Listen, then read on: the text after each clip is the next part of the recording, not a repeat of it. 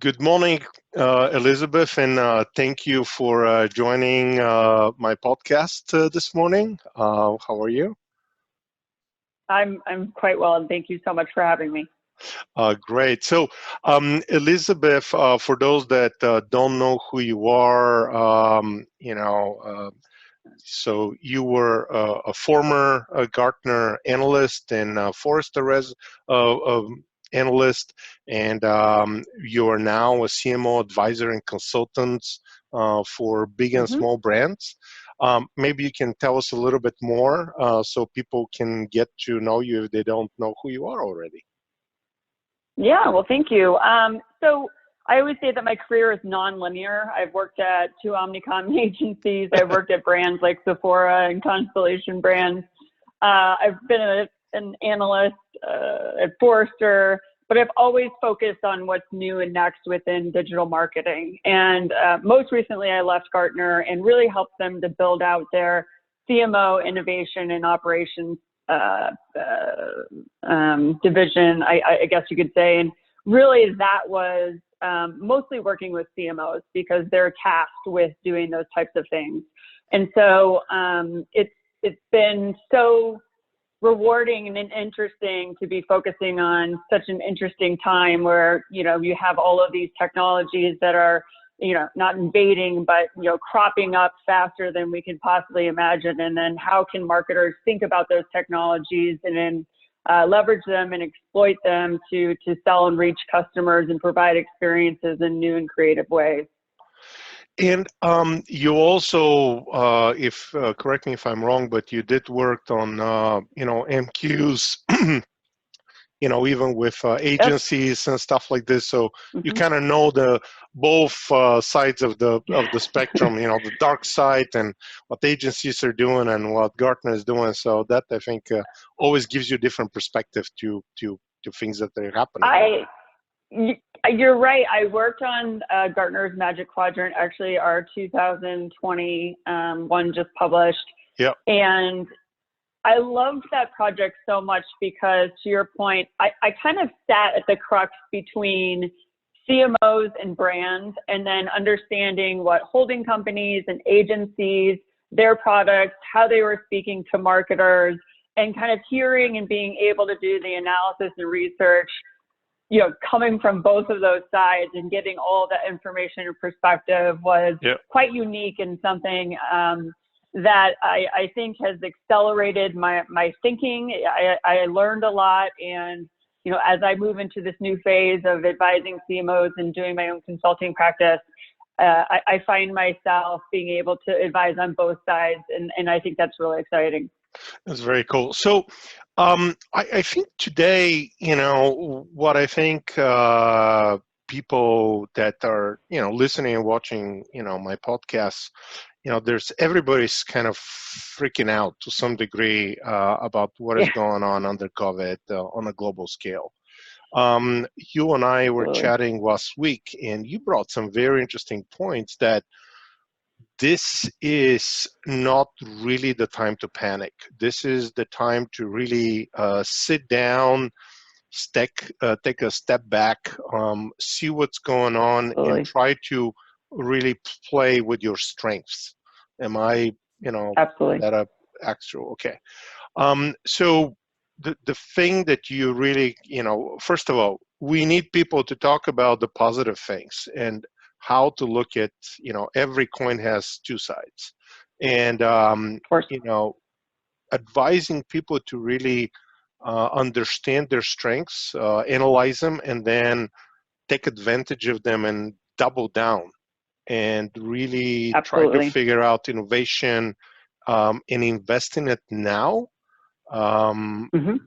I think is one of the things that we were chatting that I think is very, very relevant, and more CMOs and more brands need to hear it, whether they're small or they're the big old dinosaurs. Yep, absolutely.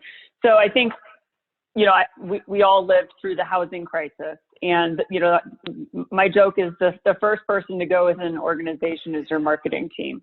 Yep. And I think now with what's going on today, that should actually be the opposite of what you're thinking. I mean, of course, there's all of these massive layoffs. We're seeing marketers lose their jobs left and right. Sure. But prior to this crisis, I was talking to brands, quote unquote dinosaur brands, startups, but I was really trying to get them to understand that they need to put together the resources, the budget, and the strategy and the vision for how they want to move their business forward during this age of digital transformation. Correct. And there was some resistance to that. There was people that were fully invested in that. That's why we created the maturity model, right? Yeah. And then here we are, post this, well, not post, we're still living in this crisis. We're during this crisis. And the people that weren't taking those steps that we were talking so much about prior to this are really, really getting burned. Yep. Because they're backstepping. They don't have the processes, the resources, the thinking, the strategy, the vision, and they're flat-footed. And the people that were prior to this preparing, thinking about the future, we're seeing them really move forward, business as usual, being confident, doubling down. And I think that it will be something that we will look back on. And I think that let me back up. Innovation isn't a lab. Innovation is a strategy. Innovation doesn't always equal technology.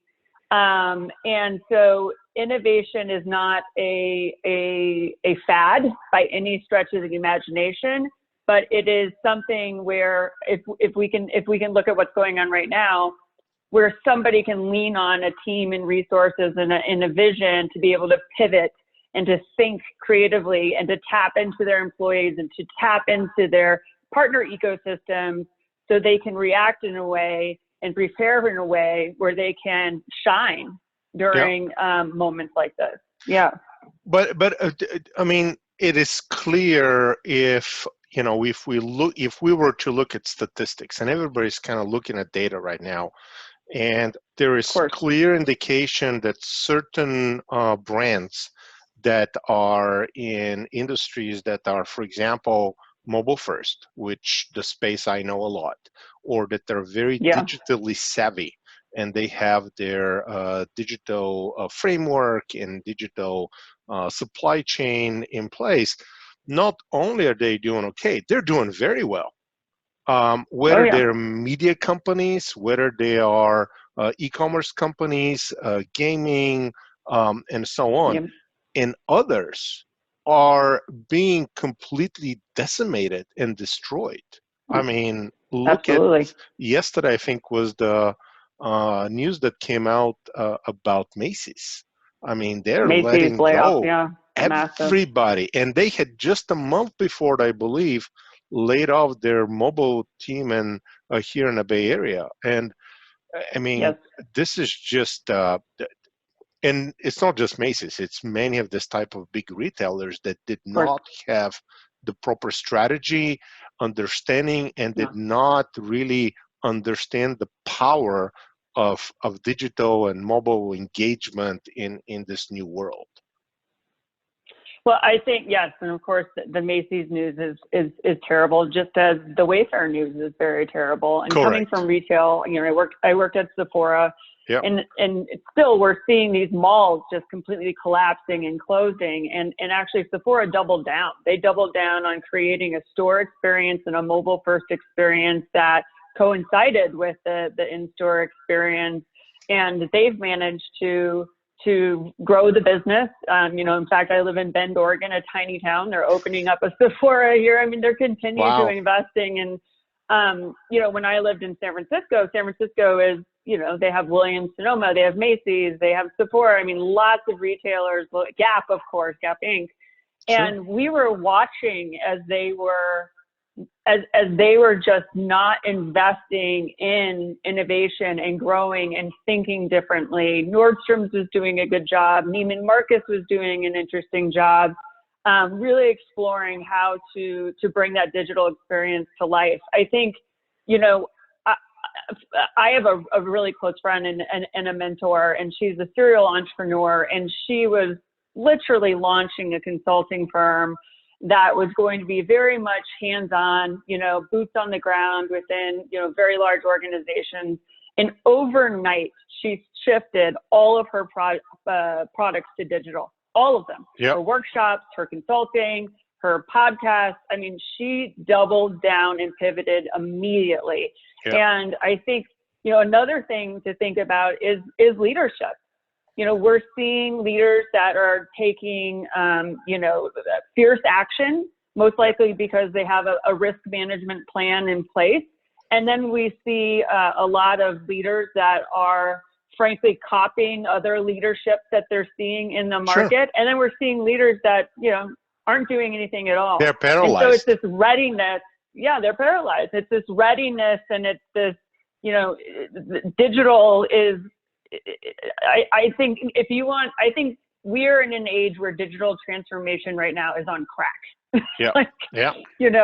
I mean, I should have bought Zoom stock a month ago. I mean, it's going to change the way and it accelerate adoption in a way that's unprecedented, in my opinion. So.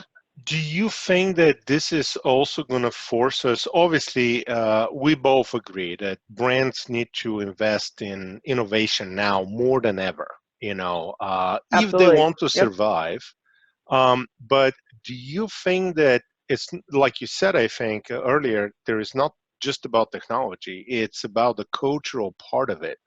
And these leaders need to learn from the best practices now more than ever. Absolutely. And it's the organization that needs to be shifted and changed. I mean, we can't rely anymore on knocking somebody's door or, turning on a desk and say, hey, let's go and talk about it.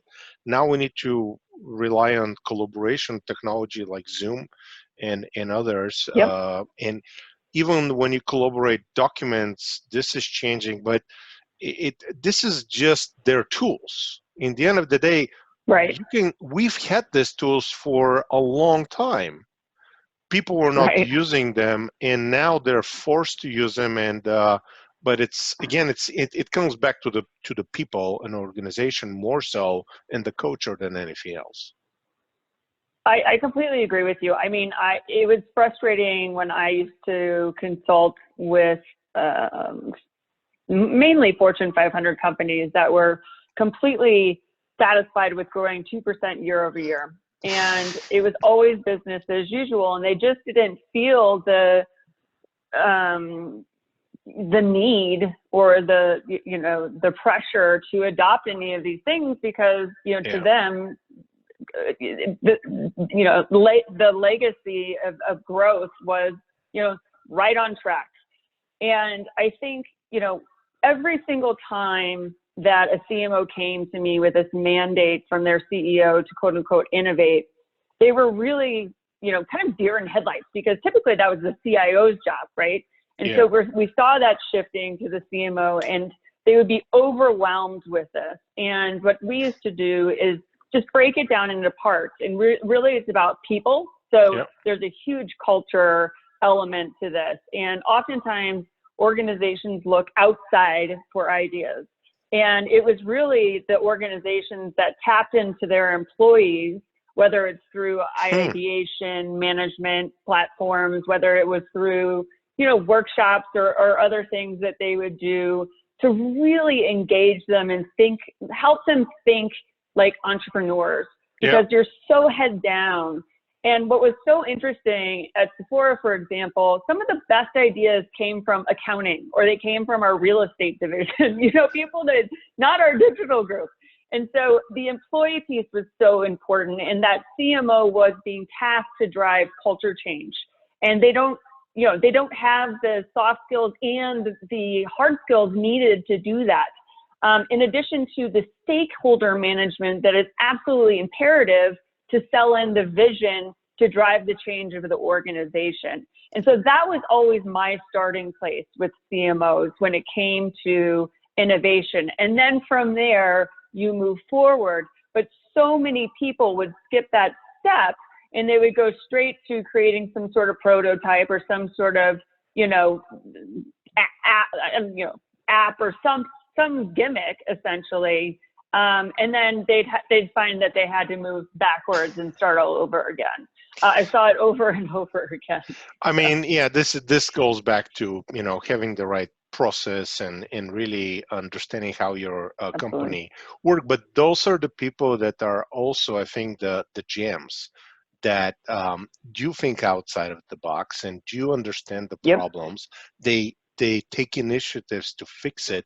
And I do wish that more companies would identify them. In fact, I was talking to a startup that is kind of focusing just on finding experts in the company. And yesterday, and they really can then empower those people, because we, on top of everything else going on, we will see new leadership. And in time of crisis, everybody says that, whether this is a war or it's a crisis like this, real leaders are born and shine, and they help others, and they collaborate with partners and with customers, and they're listening a lot more, and doing things like that. I now when we're talking about this, actually, I'm thinking right away what what Gartner was doing with the L2 index for brands, which was really kind of looking at brands, where are they in mobile and digital, in multi-channel, in all their experience. And I wish people now would go and double check that and say, oops, we were already told that, we didn't do much about it. Now it's the time to everybody to do a self-evaluation of their brands and understand where they are, also where they want to be, with hopefully some help from people like you that are smarter, and then literally double down, because the dust will settle from this meteor strike, as my buddy Rory Kane says, and the dinosaurs will be dead, and only the ones that are on top of it now are gonna make it, and some actually maybe quite better off. I think I have a lot of experience in doing assessments for brands, and I think it's very hard for a brand to do it on themselves. We used to tell clients to kind of be use the true to framework their that was own, created. to be true to their own kind of thing. They're drinking a little bit too much from the same Kool-Aid sometimes. Absolutely. I mean, I think one of the innovation questions, and just derail a little bit. One of the questions that I loved that I asked in one of my surveys was, where do your ideas come from? And of course, we surveyed CMOs. I can't remember the percentage, but it was a very high percentage of them. The big ideas came from them. So I thought that was pretty funny. Sure. I think, I think operationally, for an organizations to move quickly, they really need to be flat, and they need they need to be empowered to make decisions.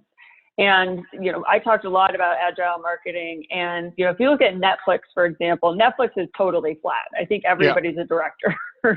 But they also are completely empowered to make their own decisions and move quick and do things, and that's why they're able to be so profitable and so successful.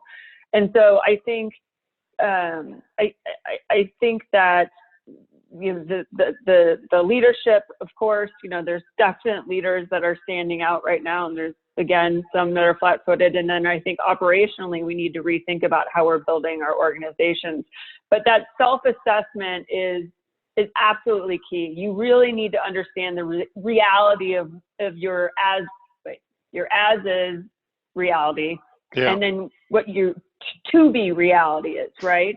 And oftentimes people would do the assessment and they say, okay, on a level from 1 to 5, I'm a 2, and I'm going to get to a 4 next year. You're not. You can't skip levels, so you have to plot out step by step how you're going to actually advance your maturity. You're not going to overnight be able to, kind of be a master, if you will. You have to be really realistic about nailing those things down in order for them Well, really, in order for them to be effective processes, right? But You can't just put a, yeah. yeah, no, but I'm Go sorry ahead. to interrupt you, but one of the things that I think many need to understand that the playing field has changed. The foundation is completely changed, and you cannot look at your maturity model, let's say, or where you are, anymore the way you did during normal times. We don't live in normal Mm-hmm. times anymore, and it's going to take a while.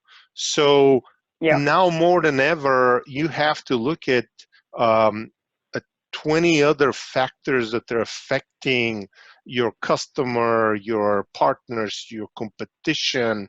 And so it's not just looking at it from traditional standpoint, but you really, really need to look at it from a multiple levels to understand where everything has shifted. I couldn't agree more. I think you almost have to, I mean, I don't think CMOs have ever been in charge of putting together a risk management plan, but I think they will be now. I think that you also need to be ready to pivot your messaging. I mean, if you think Yes. about your customers, and we talk about brand, there was a lot before all of this was happening about talks about brand purpose and about authenticity and customer loyalty, and I think and empathy. And I think that I think that there's going to be a lot more focus on that. We're certainly seeing great messaging and brands that are doing that very, very well right Yeah. now. But you know, everything with growth, lead gen. And I think that is going to shift a lot, Yeah. because the customer, you know, I think acquiring a customer is going to look very, very different based on the product, the messaging, the way in which you purchase the product. Again, going to digital, not physical. So to your point, yes, so many additional variables that we'll have to think about as marketers. So, you know, we've talked about where things are and, you know, what people should be thinking about, but what, I mean, what advice would you give them? You know, very specific advice or homework that, you know, I think marketers and agencies should really take out of this. I Sure. mean, you know, we are living in a different world. It's going to take a while, and it's not just the U.S. It's everybody, and all those Mm-hmm. startups that they think that they're global now more than ever are going to have to think about this even more so. Mm-hmm. I mean, what is coming to the top of your mind right now in terms of, you know, how should they do any of this, or, you know, what are your top, you know, few points here that you want to, you know, get people to take out of this in the end? I think, and I mean, honestly, my answer to this would be so different if Yeah, it were several months ago. But sure. I mean, I think you have to look at consumer insights. You Yeah, have to understand the behavior of consumers right now, and take account all the socioeconomic variables that are out there. And then you need to take those to your stakeholders, and you have to get them to really understand the new reality that is their customer or their prospect. And you need to get alignment on how you're going to move forward as an organization. You need to fight to keep your marketing budget. You need yeah, to think about, you know, the resources that you're going to need in order to execute against a pivot of, you know, you need to assess your current marketing plan. I've seen so many bad LinkedIn ads that are so tone deaf because they didn't delay their media plan, and they're still running ads that are so, you know, frankly it's inappropriate. inappropriate. It's completely inappropriate. I agree with you. It's just, it's mind-boggling to me. And so that's what, you know, that's what I would do. And you need to do those things in parallel. You know, Yes. right now you need to be multitasking as a CMO more than you ever have. You know, I said to my husband the other night, I said, there's no politician and there's no senior executive that's been getting any sleep. So nobody's sleeping well right now because I mean, the ones that are juggling, the ones that are hustling, the ones that are prioritizing, they are going to win. Don't cut your marketing budget. You know, think smart, not hard. And, you know, one of the things that we haven't talked about is building an innovation ecosystem. So Yes. don't just think about innovation in a bubble, but go to your agency, come to startups, go to consumer technology companies, start with the customer insight and create something that's new, and lean on those partners, your MarTech vendors, in order to help you, because it's going to take a village. Yeah, I mean, this is it's a great point, because we've been talking to people for probably almost 2 weeks now. Me and my team, you know, pause whatever you're doing, rethink your messaging, because whatever you had set up as an automated messaging right now is probably not only not going to resonate, it will turn people off. People do need to look at the data that they are getting back in the analytics to understand what channels are now performing better. Is it TV? Yep. Maybe for some people, TV is still, everybody's watching TV. Is it mobile? Is it social? You know, and then is it push notification? Is it SMS? And then it's everything needs to be rethought. And maybe you can save a lot of money by cutting some part of your budget that is a billboard on the freeway, where there is no cars on that freeway anymore. And you Right, had exactly. money, right? Man.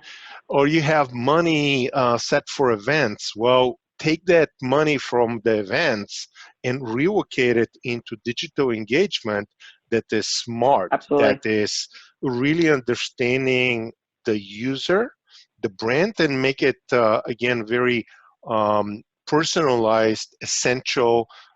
In fact, I was talking to a couple of other analysts at Gartner, and you know, we were discussing this whole concept of useful, helpful, and essential.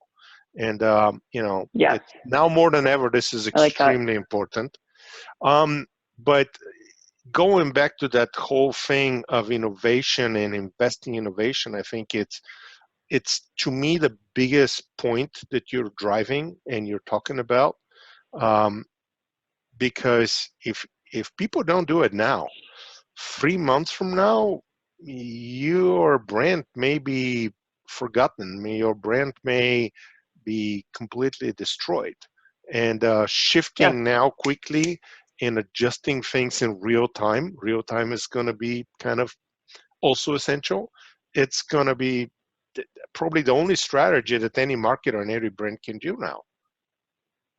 Yeah, I completely agree with you. I think I think, isn't it Adobe Summit starting today? Yes, Virtually. digital. Yes.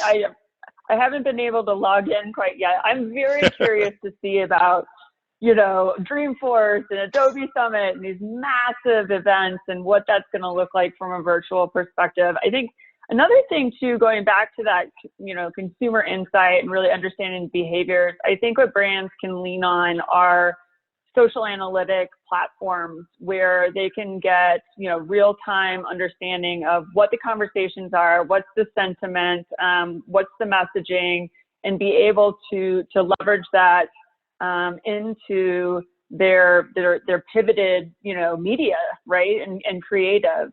Luckily, creative can kind of turn on a dime and doesn't take weeks to do anymore. But that could be a tool that brands could leverage that could be more important now than ever. I was going to give you another example on the same thing, which comes to mind is I had to cancel a few Airbnbs. And frankly, Airbnb got back to me quite quickly and say, oh, we're listening, we'll get back to you.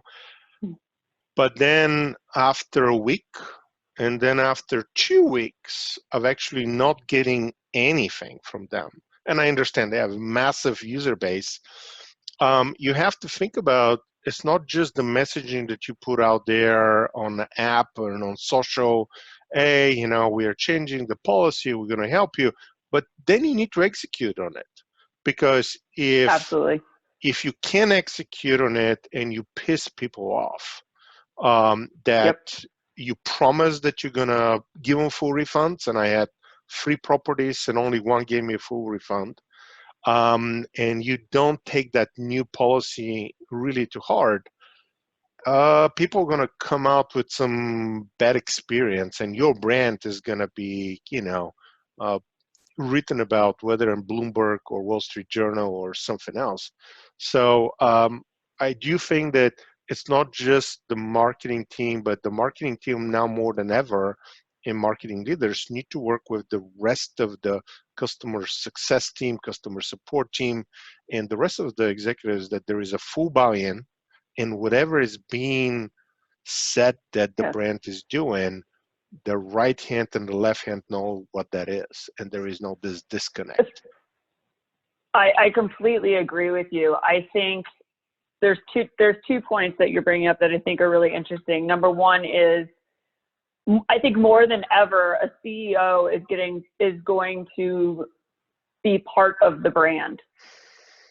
So I don't think anybody's going to forget the Marriott CEO's speech. That is a phenomenal example. And to me, those two things are synonymous now, is that reaction. And then to your point, there's been a lot of brand communication, and that just says, we're aware of this. Yeah.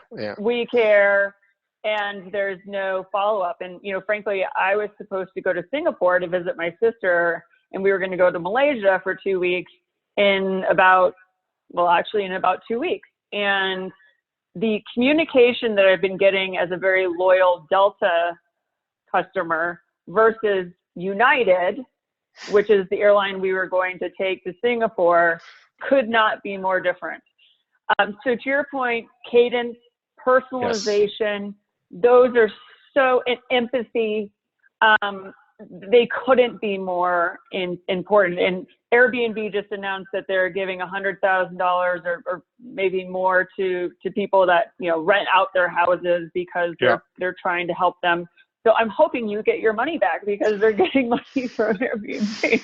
Yeah, I mean, it is what it is, but the whole point is that, brands need to be careful what they say that they're going to do, what they actually do. I had a different example with American Airlines out of all, where I canceled my flight. They said, we can give you this part of the ticket. And later on, they actually sent me a message and said, you know what, we're giving you full refund because of COVID. We understand. And I'm like, all right, you won me. And I was completely fine that, my extra leg room seat fee was not, it wasn't refundable to begin with. But hey, hands down to brands like this that are going beyond what they, what you expect them to do, and they really try to understand it. Just like you said with the Marriott, what they've been doing, it's amazing. But is there anything else? I mean, we know budgets are going to be changed on both sides, not just on what marketers need to do, but also, people and brands need to spend. Their budgets are changed. Their people are being cut as well. I mean, is there something I'm missing here? I mean, this has been a great conversation, but I just kind of, one last thought maybe that you can, we can close that up for today. I think, before this epidemic, I feel like there was a lot of marketers that thought marketing was just doomsday. And I always said, I think it's the most exciting time to be a marketer. I mean, there's so many, it's not the 4 Ps anymore. It's not, the P&G, blueprint, that everybody, J&J, and, it's evolved and it's changed so much. And if you think about, I always say to marketers, you don't have to know technology inside and out. I am by far and away not a technologist, but I know what it can do. Yeah. I know how it can serve my customer. I know what it can enable. Yeah. And so, I think that you just continue to push yourself and to to be passionate about marketing and have faith in this career because it can do really exceptional things, and we're able to reach customers and create products in ways that enrich lives. And I really do want marketers to stay positive during these really uncertain times and push themselves to think creatively and to take care of their teams and lead with, with passion and with authority and with empathy. Yeah, I think those are great words of advice and wisdom, Elizabeth. I do hope that more people would listen and um, don't think about just the bottom line short term, but the bottom line long run, and Yep. what will happen with their brands, because now is definitely not the time to panic and to copy what everybody else is doing, but to think about and as we were saying, double down on innovation and reach out to smarter people, reach out to internal experts in the company, identify who they are, and try to really put the customer first and understand the customer more than ever, and where everything else is going. I mean, this is a complex thing, and I think we're going to have another 2 or 3 different recordings of more podcasts to do follow-ups. I'm sure the people are going to have a lot of questions, but if just to finish this, if somebody wants to take your advice and pick your brain on this, what is the best way to reach out on LinkedIn? Absolutely. I am a huge LinkedIn I call myself a power user. So that would absolutely be the best way. So Elizabeth Okay. Shaw, and I'll return your message as quickly as possible. And I love this topic. I love marketing. I love speaking with gentlemen like you, and so I welcome any communication. Elizabeth, thank you so much. Stay safe, stay at home. I wish you the best, and I really appreciated your time speaking with us today and with me today, and best of luck. Yeah, same to you, and the pleasure was all mine. Thank you.